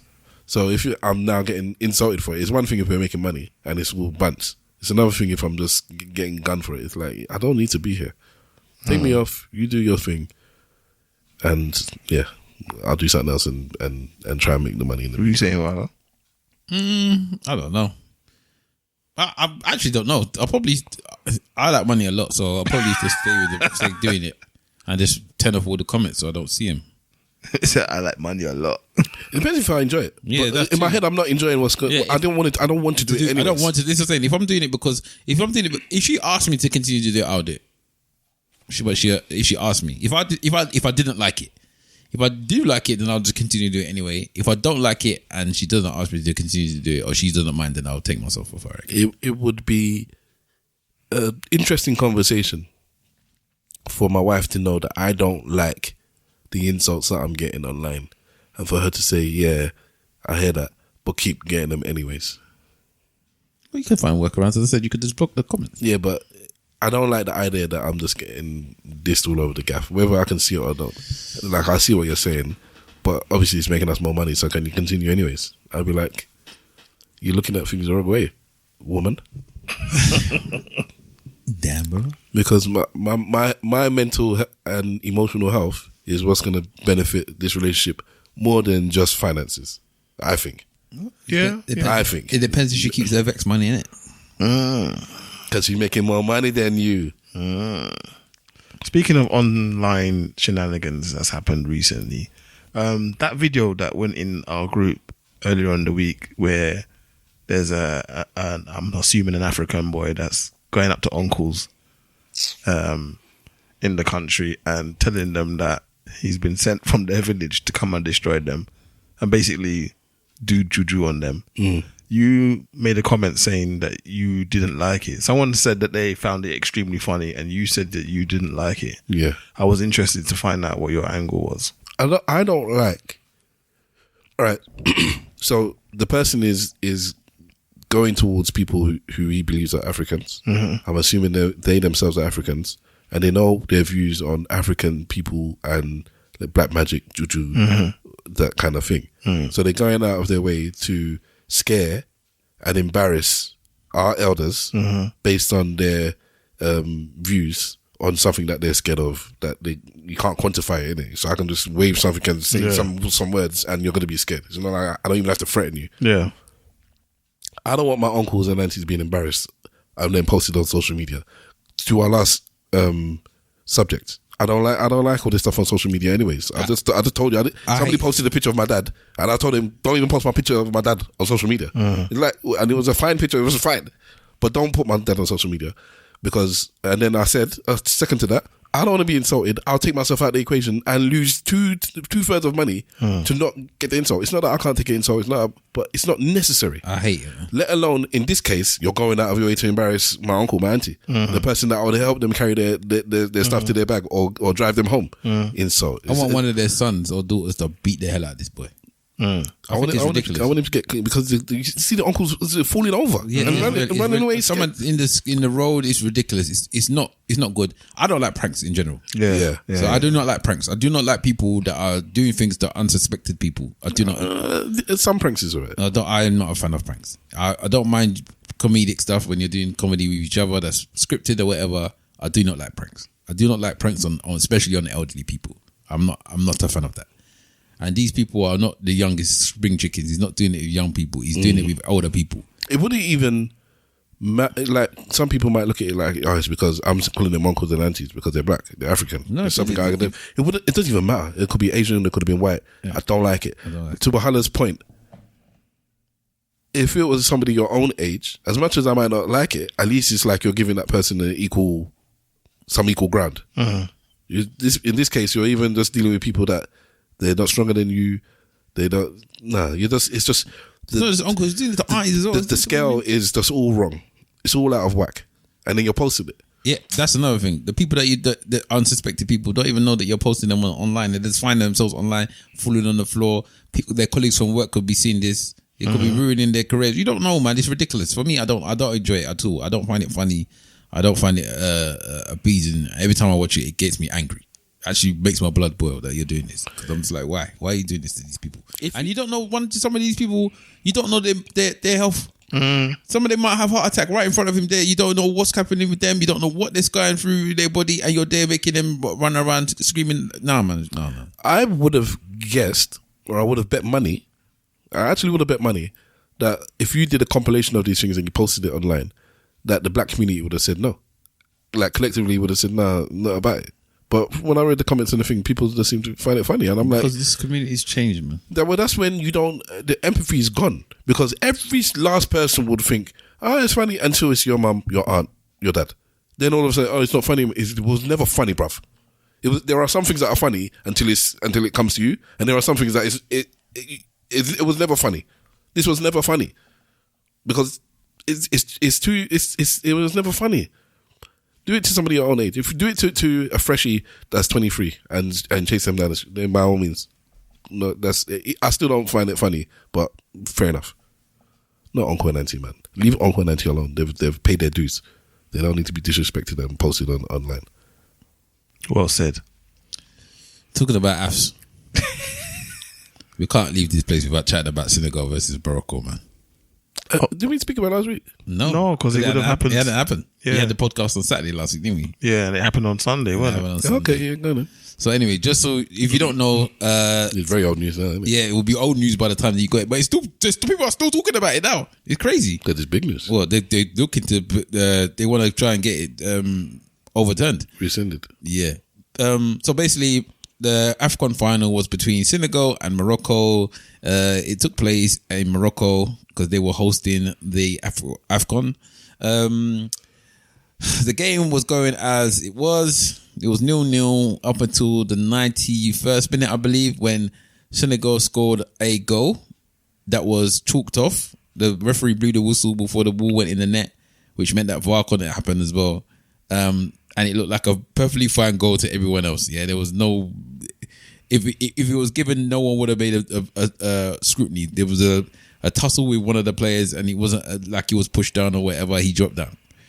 That one went through, and then in literally a couple of minutes later, after that had happened, Senegal was given what some people may consider a very soft penalty. You could give it a penalty if you wanted to, but you wouldn't necessarily see that in any other game. And there's apparently, if you look at the Afcon going through, there's been bare things that's been worse than that. Way worse than that they've given no penalties for. Morocco was given a penalty. Huh? You said Senegal was. Yeah, sorry. Morocco was then given a penalty. And because of the apparent, what I believe the Senegalese people thought to be corruption, they decided that they was not going to have this anymore, and they walked off the pitch. Bar, I think Mane is the only player that stayed. It was the coach that actually told them to leave the pitch. Everyone was flabbergasted to say, what's going on here? Eventually, they came back, and Morocco took their penalty. The debate is whether or not the man took the penalty on purpose or not. He done a penanka, is where he just basically chipped the ball, and it's very, very cheeky penalty. He did that, and the goalkeeper didn't move and collected the ball, and he ended up going to extra time, and in extra time, Senegal scored a goal and ended up winning the tournament. That then proceeded with there being a riot on the pitch. Yep. There's actually some Senegal supporters that have died during this tournament because of what happened to them. Seriously? Yeah, I think 3 or 4 people died or something like that. Jeez. Because of the melee that happened after. There's now discussions about whether or not Senegal should have been allowed to continue the game, because there's rules in place that say that if you leave the pitch, you're forfeiting the game. Mm-hmm. And obviously they allowed it to continue. But that's why Mane didn't leave the pitch then. But that's only one player. The rest of the team forfeited the pitch, left the pitch with the coach telling them to do so. So if we're going to be honest, yeah, I agree that if that's the case, then maybe they should have forfeited the game.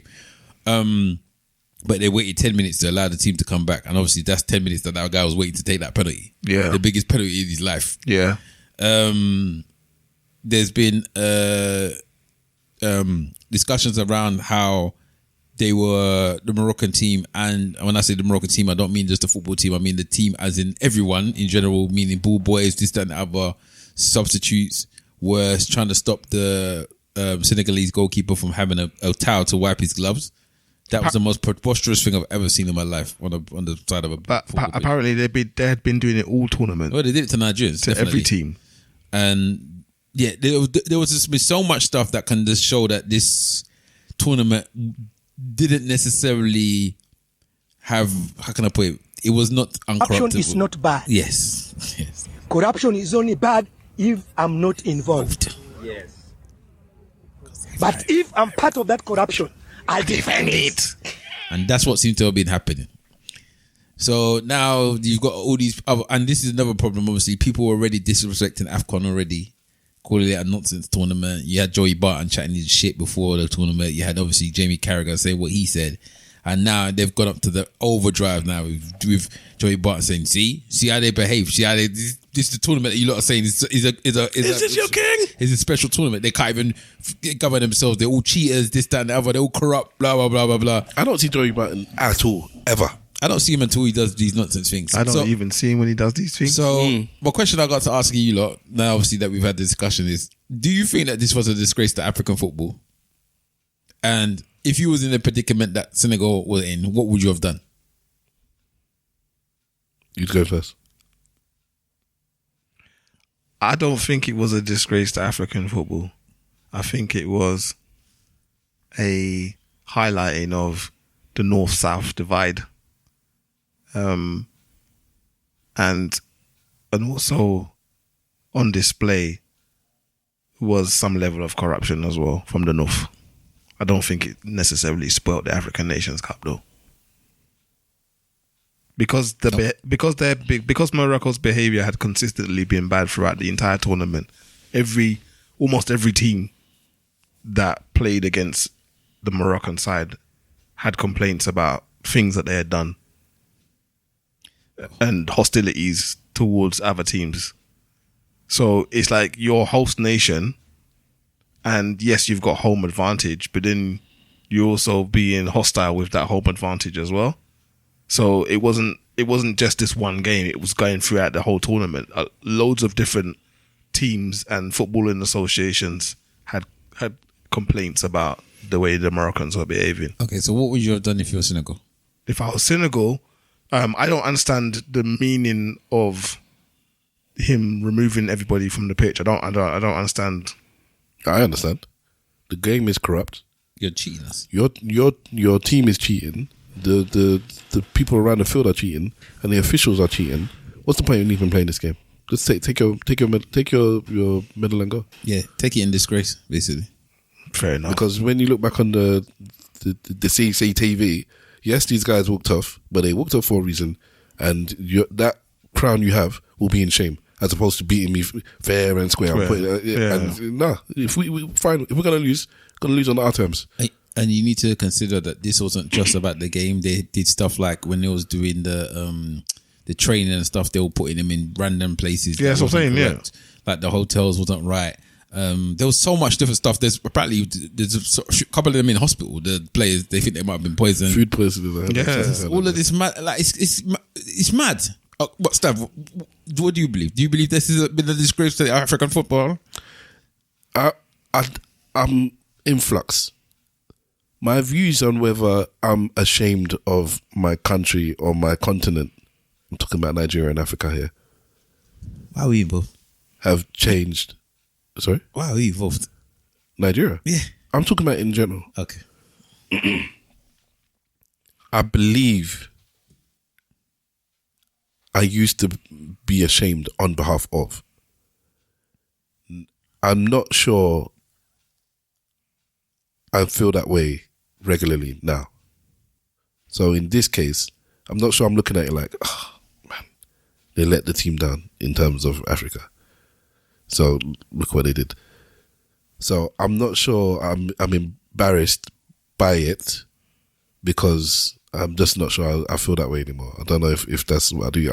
I might do, but because it hasn't happened now and I can't remember it happened recently, maybe I'll stop doing that way. It's like because of something that somebody else does, me personally, I'm feeling secondhand embarrassment and saying, look what our country or our continent has done. I might do. Maybe I'm chatting rubbish.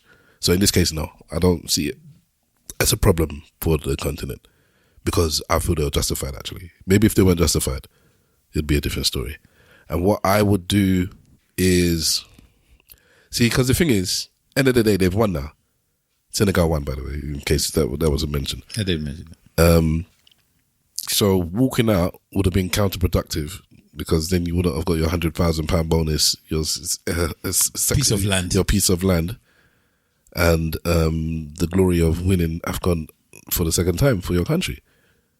But if I knew we were going to lose anyways, then I would be happy to have walked off the field. Okay. But if I knew we were going to win, then I don't mind it playing out just the way it played out. Fair enough. You? I don't think it's a disgrace, but it is a stain on African football or the tournament. Why would you say that? Because now the tournament is about that. It's not about the actual football. So unfortunately, the football has now been pushed to the side, and the corruption has become the forefront of the Afcon. People obviously don't respect Africans anyway, and they don't respect African football, and now they just got an extra reason to do so. So unfortunately, I do think it was a stain on African football. I'm not happy that it happened. But if I was Senegal, I can completely understand why you'd walk off the pitch. And if I was in that predicament, I might do the same. And I think a lot of the other teams that saw them do that was thinking, good. And I'm glad somebody had the gumption to just do that because it was getting ridiculous. It was. I don't know if you saw the thing that happened with the Ghanaian referee that refereed the Nigeria game when he went back to Ghana. Oh, what happened? They had like a celebration for him in the airport. Yeah, because he's officiated a big game.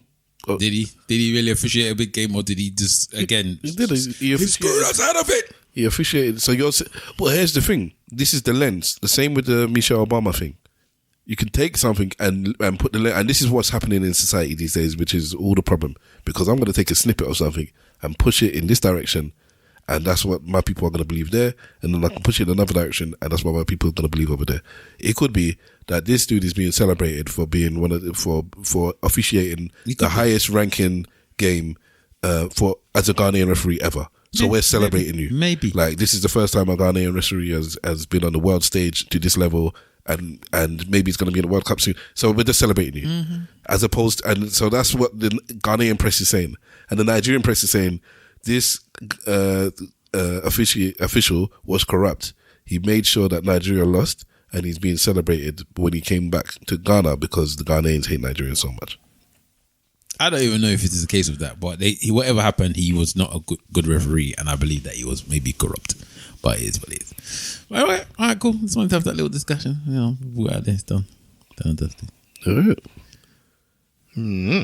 Anything else, guys? No, I'm good to go.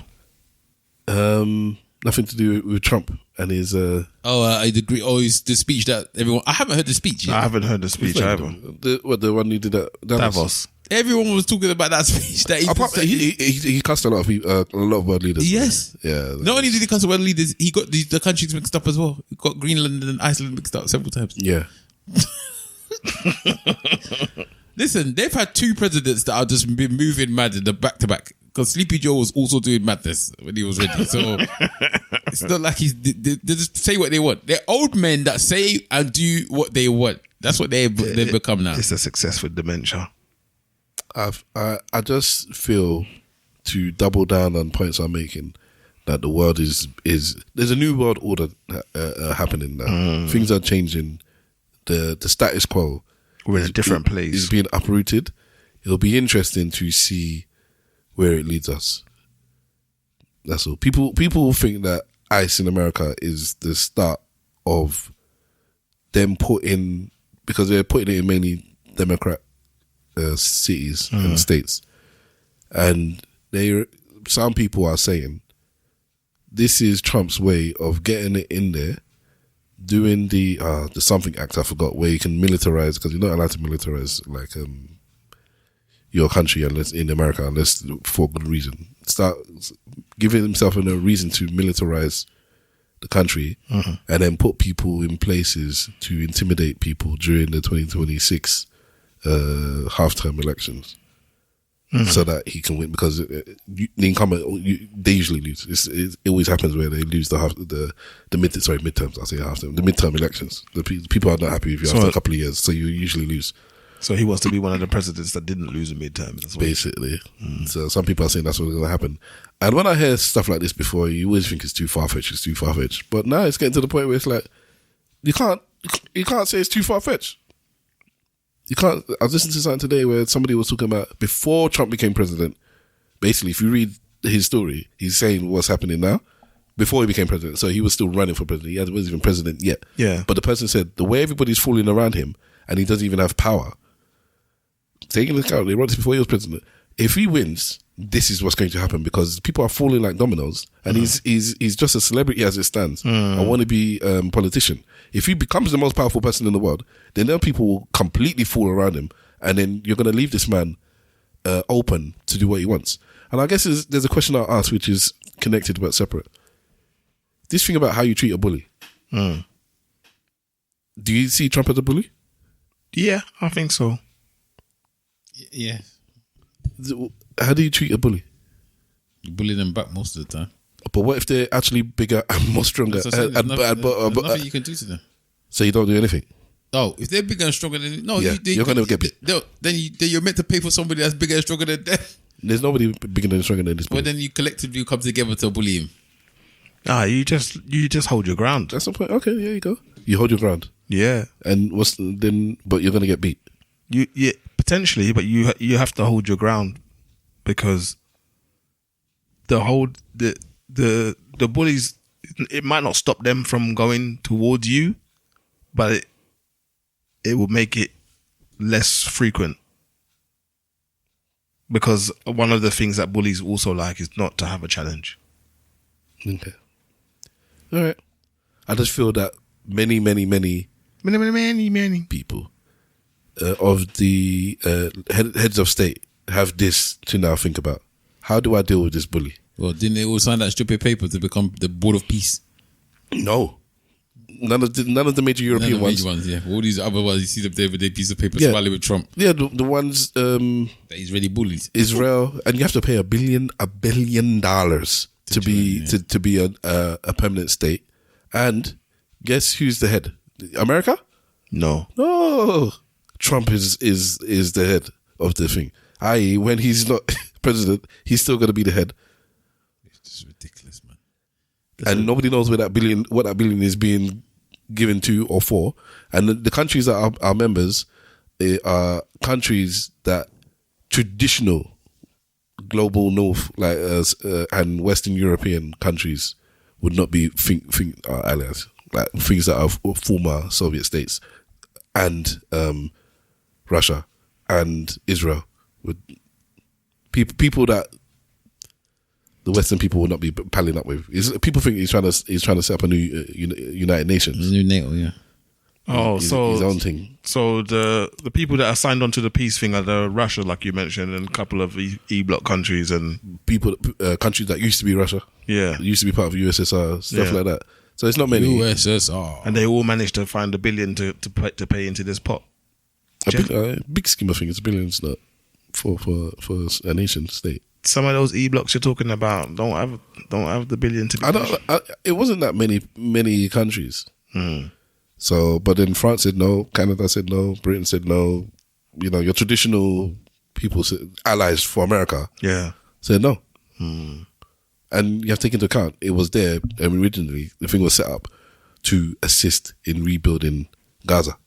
Messy. But it's grown into some whole big thing. Is Nigeria in there? I don't know of any African countries that were a member, but I wasn't paying too much attention to which countries were there. So I can't talk with confidence. All right. But I'll just put an opinion on the thing here that things are gonna be different for a while. Things are never gonna be the same. And it's just interesting if we're stretching this plastic, if it's or this elastic. That's just the way it is. Is it gonna go back to the original shape, or is it gonna be? You know, when you pull it far enough, it doesn't stretch back to the way it was before anymore. If we've got to that point already. Wow. Yeah, we've moved far. Well, it's got Argentina, Armenia, Azerbaijan, Bahrain, Bulgaria, Hungary, Indonesia, Jordan, Kyrgyzstan, Kosovo, Mongolia, Morocco, Pakistan, Paraguay. And the other ones that I've intended to say that they haven't actually joined yet, but they intended to join is Albania, Belarus, Egypt, Israel, Jordan, and Kuwait. So Belarus, that is, we're pro-Trump. Another one of those European countries you mentioned is pro-Trump. Argentina, who's got a right-wing fascist man in charge. I don't know how you found $1 billion though. They're broke. He just lent them money, innit? He lent them how many billions? America lent Argentina how many billions? Oh, okay. He took them out, so he bailed them out. Okay. Recently. No, a few months ago. So he paid them back with his own money. Yeah, because they were broke, bruv. When they talk about third world economies and whatever, that was Argentina, bruv. He did what Truss, to our point last week, he did what Truss was trying to do. Kind of. Trust? Liz Truss. Oh, okay, yeah. He was slashing rates and all this stuff, borrowing money, blah, blah, blah. And then, yes, it kind of messed up the economy kind of thing. It worked for a little bit, though. Yeah. It was working, until it wasn't working. But it started off alright. Argentinian beef lost its luster, mate. Go on. Yeah, well, the American farmers don't want that foreign meat, but it looks like they're gonna get it. All right, guys. On that note, we'll do our church notes and our goodbyes. I was listening to Griff's podcast and he did Amada Aso, and I thought I missed it listening to it. I was like, yeah, we need to bring it back. I think he was respecting us by still doing his delivery, but it's like, you guys ain't done it for a year. I'll take it. All right. It's because a lot of the Ahmadiyya started to get conceited, didn't they? Go on, anyway. I just think we lost of time as well. It took so long. But anyway. I didn't mind the time, but see what's happening. Yeah, this week I watched at least 5 things this week. So God golly. Couple of foreign films in there. First one's called Dilly Dark. It sound like a porn. No, it's an Indian film. It sound like an Indian porn. Joker. Indian and Nigerian. Yeah, that's wild. Okay. So it's called Dilly Dark. It's Dilli. If you get a chance, have a look at that. Nice, interesting cultural exchange, so to speak. So there's that. I watched another one from Korea called No Other Choice. Yeah, what do you think? Oh, that's the one you mentioned, isn't it? That's the one that was made by the guy that did the Old Boy, yeah. Yeah. You watched it at the cinema? No. Okay. Because it's already out on... Well, it just came out in the cinema this week, so that's all I was saying. I saw it in the cinema. Yeah, that was good. I actually enjoyed it. But again, I like Korean stuff anyway. Just the whole point of view, directorial point of view, I really, really enjoy. So yeah, they have a twinge of things. Yeah. So that was good. No Other Choice, definitely good if you get a chance to watch that. I watched another film called 40 Acres, which actually came out last year. Yeah. I've heard of this one. Oh my God, it was surprisingly so good. I didn't know what to expect. Is it a documentary? No, it's a film. Okay. Black director. Set in Canada. Good film. So 40 Acres. It's literally just called 40 Acres. If you see the front cover, it's got a black woman's face on there. So if you get a look at that, that was good. And then I also saw Saipan. Okay. Yeah, which is a anger management movie. Really good. But it's only good if you know about Roy Keane and you respect him. Okay. Because I've seen the posters for that. I didn't even know how to pronounce the Saipan, yeah. All right. Yeah, that was good. And I've also seen Mercy as well. I watched Mercy. Just watch it now. Yeah. Which one's Mercy? It came out today. It's a trial by AI. Oh, okay. All right. The policeman. Yeah. All right. Cool. It's actually all right film. I enjoyed it. It looked all right. It was good. Okay, I think the way they did it was really good. The way they packaged it and everything was quite good. Yeah, I was expecting it to go straight to Amazon though. It's a Prime film. Yeah. It's not one that I would expect to have been in the cinema. Also, it's going to be on Prime soon then. It's an Amazon film, but yeah, I would expect to have been on Prime straight. Right. I didn't expect it to even be in the cinema. Can you look at the actual people that's in it? It's only got Chris Pratt that's really famous. Everyone else is like B-list actors. So I didn't expect it to be, but I thought it was quite good. I actually enjoyed the film. I did as well. Hour and 47 minutes wasn't too long either. So. Yep. Maybe that's why they put it in cinema. Maybe word of mouth will say, maybe. But I haven't seen much promotion for it. So yeah, it was. I was pleasantly surprised. Obviously, I didn't know what to expect, but I watched it. I didn't watch anything about it either. Yeah, I was. I watched it, and I was. I know the premise. From beginning to end, I was just like, yeah, you know what? It's not bad. It starts off fast and then just keeps the pace throughout. Nothing, good turns and stuff like that. Decent acting. It was all right, man. It was nice. So yeah, that was that. What did I watch? I watched Devil May Cry again this week as well. And then obviously we're watching Fallout and Industry, just catching up on them episodes and that. So yeah, that was it. Devil May Cry is that based on a game or is it anime? It's based on a game. Yeah, game. It's an anime based on a game. Oh, it is anime as well? No, they've made it into an anime, but it's based off of a game. Yep. Okay. Right. But it is anime. What do you mean? No, it's a game. So Devil May Cry started as a game. That's what I said. Is it one or the other? You said it's both. I said, oh, so it's anime as well. You said no. They made it into anime. I'm like, yes, that doesn't mean it's not anime.